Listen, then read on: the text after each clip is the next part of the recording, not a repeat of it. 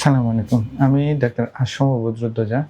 আমি একজন নিউরোলজি বিশেষজ্ঞ চিকিৎসক। বর্তমানে সহকারী অধ্যাপক হিসেবে কর্মরত আছি জাতীয় ক্যান্সার গবেষণা ইনস্টিটিউট ও হাসপাতালে। একটি কাল্পনিক ঘটনা শেয়ার করতেছি। আসমা আক্তার একজন স্কুল শিক্ষিকা। গত ৩ মাস ধরেই উনি প্রস্রাব ধরলে আটকে রাখতে পারেন না। খুব দ্রুত টয়লেটে যেতে হয়। কিছু কিছু সময় উনি যখন ক্লাসে থাকেন কিংবা কোনো সভায় থাকেন, তখন এই অসুবিধাটা আরও প্রকট আকার ধারণ করে। উনি খুব দ্রুত টয়লেটে যেতে পারেন না। এতে তার কাপড় নষ্ট হয়ে যায়।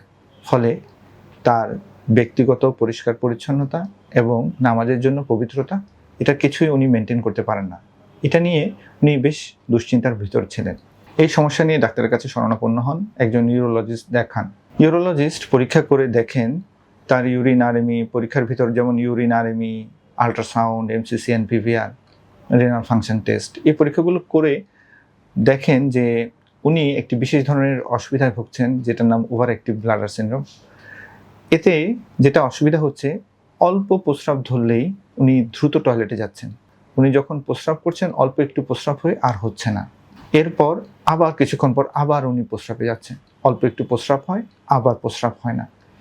এই অসুবিধাটা উনি যতক্ষণ জাগন থাকেন, মানে ডে টাইম এবং নাইট টাইম, এই উভয় সময়ই ওনাকে বিরক্ত করতেছে। ঠিক তেমনিভাবে কিছু কিছু সময় রাতের বেলাও তাকে ঘন ঘন উঠতে হচ্ছে। অল্প কিছু ঔষধ এবং কিছু তার ব্যক্তিগত জীবনের কিছু জিনিসপত্র একটু ব্যালেন্স করলেই উনি এই সমস্যা থেকে উত্তরণ ঘটানো সম্ভব। এর ভেতরে খুব কমন যে কাজগুলো উনি প্র্যাকটিস করেছেন সেগুলো বলছি। যেমন যে সমস্ত খাবারে ক্যাফেইন আছে, যেমন চা, কফি, এগুলো ওনাকে বাদ দিতে বলা হয়। ওনাকে একটি নির্দিষ্ট পরিমাণ পানি, 1.5 থেকে 2 লিটার পানি খেতে বলা হয়। ঠিক তেমনিভাবে ওনাকে মিষ্টি জাতীয় দ্রব্যাদি অ্যাভয়েড করতে বলা হয়। প্রস্রাব আসলে কিছু সময় হোল্ড করার প্র্যাকটিস করার জন্য বলা হয়। এর সাথে অল্প কিছু ঔষধ, যেমন ব্লাডার সিডেটিভ হিসেবে কিছু ঔষধ আমরা ব্যবহার করি, এগুলো দেওয়া হয়। পেশেন্ট অল্প কিছুদিনের মধ্যে 2 থেকে 3 সপ্তাহের ভেতরে ট্রেমেন্ডাস উন্নতি হয় তার। উনি এখন খুব সহজে লম্বা সময় 2 ঘন্টা 3 ঘন্টার ক্লাস করাতে পারেন, সভায় উপস্থিত থাকতে পারেন, নিজে পবিত্র থাকতে পারেন, নামাজের জন্য পবিত্রতা বজায় রাখতে পারেন।